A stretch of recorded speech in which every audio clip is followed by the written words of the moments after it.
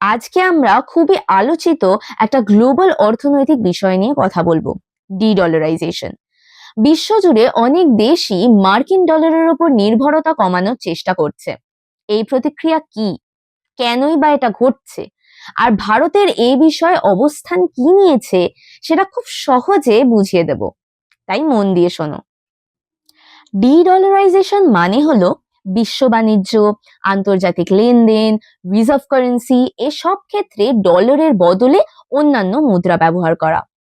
বিভিন্ন দেশের মতে এই ডলারের অতিরিক্ত প্রভাব তাদের অর্থনৈতিক স্বাধীনতা কমিয়ে দেয়, তাই বিকল্প তৈরি করার চেষ্টা চলছে।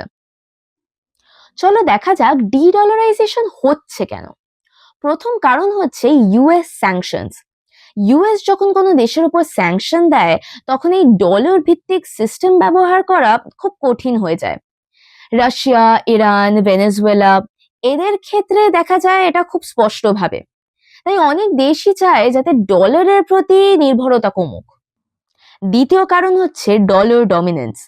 পৃথিবীর 80% ট্রেড ডলারে হয়, তাই ডলারের দাম যখন ওঠানামা করে তার সরাসরি প্রভাব পড়ে আমদানি রপ্তানিতে। এটা ডেভেলপিং দেশগুলির জন্য ঝুঁকিপূর্ণ। তৃতীয় কারণ হচ্ছে rise of multipolar world.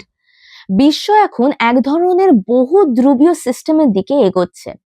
USA ছাড়াও India, China, EU, middle east এদেরও অর্থনৈতিক শক্তি বাড়ছে। তাই তারাও চায় যে তাদের মুদ্রা আন্তর্জাতিকভাবে গ্রহণযোগ্য হোক। চলো ডি-ডলারাইজেশনের কিছু ট্রেন্ডস দেখে নেওয়া যাক। যেমন ব্রিক্স এর দেশগুলো একটা গ্লোবাল পেমেন্ট সিস্টেম তৈরির আলোচনা করছে। যদিও এখনো কোনো কমন কারেন্সি তৈরি হয়নি, এটা শুধু প্রাথমিক আলোচনা। অনেক দেশ এখন দুপক্ষীয় ট্রেডে নিজেদের মুদ্রা ব্যবহার করছে, যেমন ইন্ডিয়ার রাশিয়া ট্রেডে রুপি এবং রুবেল ব্যবহার, ইন্ডিয়া ইউএই ট্রেডে দিরহাম এবং রুপি ব্যবহার। চীনের ওয়ান এখন আন্তর্জাতিক ট্রেডে ধীরে ধীরে প্রচলিত হচ্ছে, বিশেষ করে এশিয়া ও আফ্রিকায়।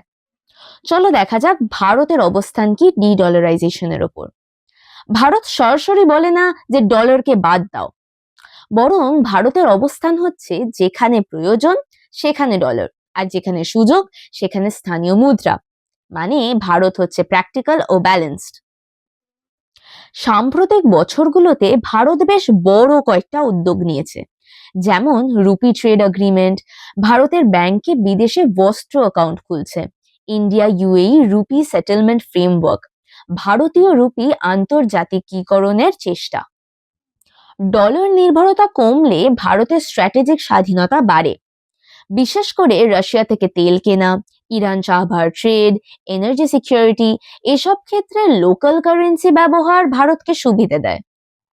ভারত মনে করে যে শক্তি দিয়ে ডলারকে সরাতে হবে না, বরং বিশ্বের উচিত বিকল্প তৈরি করা, এবং কোন মুদ্রা ব্যবহার হবে সেটা নির্ভর করবে স্বচ্ছতা, বিশ্বাসযোগ্যতা এবং স্থিতিশীলতার উপর।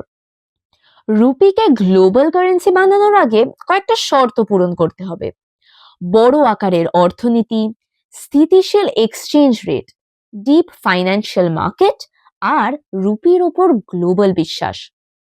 এগুলোর ওপর ভারত উন্নতি করছে, কিন্তু এখনো সময় লাগবে। তাই মোট কথা হচ্ছে ডি-ডলারাইজেশন এক ধরনের ধীর অর্থনৈতিক পরিবর্তন, আর ভারত এখানে না অ্যান্টি ডলার আর না ডিপেন্ডেন্ট, বরং ভারত হচ্ছে প্রো মাল্টিপোলার, প্রো চয়েস ও প্রো স্টেবিলিটি। ভারতের লক্ষ্য হচ্ছে গ্লোবাল বাণিজ্য, আরো বেশি স্বাধীনতা ও নমনীয়তা। ভিডিওটা ভালো লেগে থাকলে লাইক, শেয়ার ও সাবস্ক্রাইব করে দিও। আর নেক্সট ভিডিও কি টপিকের ওপর হবে সেটা কমেন্ট করে লিখে জানাও। আরামবাগ পাঠশালা।